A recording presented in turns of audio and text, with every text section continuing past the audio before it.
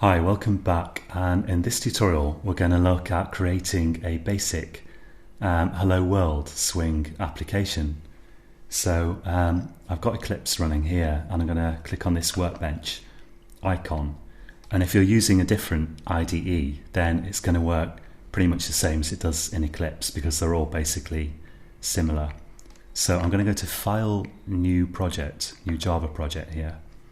And I'll give this a name, I'll call it Swing 1, and I'm just going to accept all the defaults, so I'll click Finish.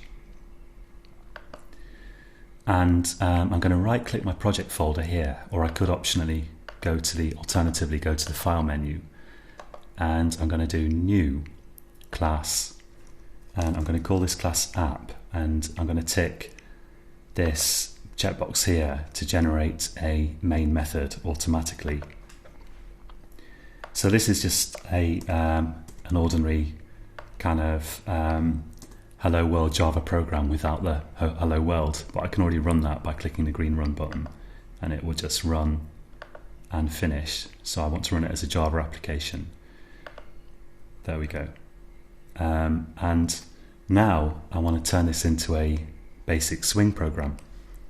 So we're going to be using classes from the built-in Java Swing window toolkit package, and they mostly begin with J, and in this tutorial I'm going to be using one called JFrame. So I'll create a variable of type JFrame which I'll call frame, and I'll set that equal to a new JFrame, and in the constructor here I can pass in a string which will be the title of my window. So I'm going to set that equal to Hello World, like that. Now the JFrame is not visible by default, and to make it visible you have to call a method called setVisible. But before I do that, actually I'm going to add the import, which I could do by clicking on this error icon here and going to import JFrame, or in Eclipse you can do Ctrl-Shift-O, which stands for organize imports, and that does the trick. So I've imported javax.swing.jframe. And now to make the frame visible, I'm going to do frame.setVisible, brackets true. And that's all there is to an absolutely minimal Swing program. But as we'll see in a second, it's not very satisfactory. So if I run this, it creates this tiny window up here, and I can expand it. It has got the title Hello World there. And if I click the cross in the corner here to get rid of it, the application doesn't actually quit. And the way you know that is usually you'll see like a red button down in the bottom right corner here in Eclipse, and I think it's pretty similar in NetBeans or IntelliJ. If you don't see it, like I'm not seeing it now, then in Eclipse go to Window and Show View Console, and then you'll see that button there, and the fact that it's red tells me that the application is actually still running even though the window's gone. So let's click that to terminate it. So now it's finished. So to fix the two problems there, I'm going to do frame.setDefault close operation, and I'm going to pass to that a static member of JFrame, which is exit on close.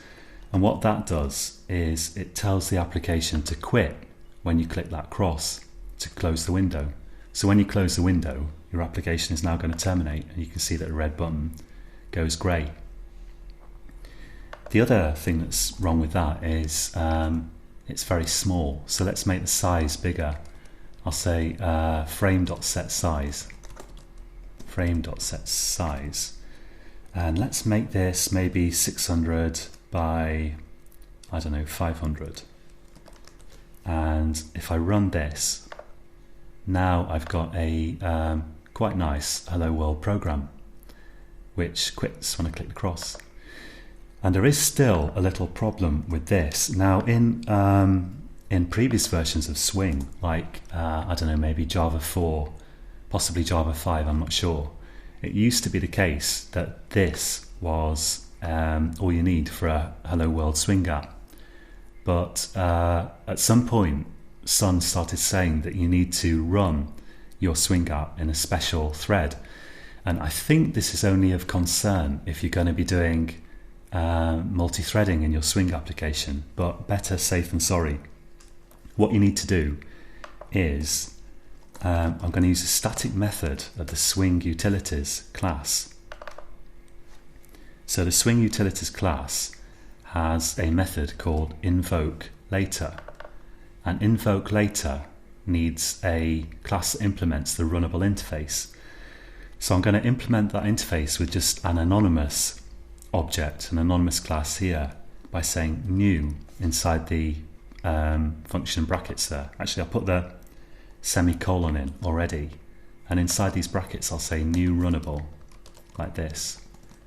New runnable, round brackets, and then open a curly parenthesis, and Swing has just put the closing one in automatically for me. And the runnable interface, you may know, has one method called public void run, and if I click this warning icon here, I can add this automatically in Eclipse, public void run, or I could just type that myself.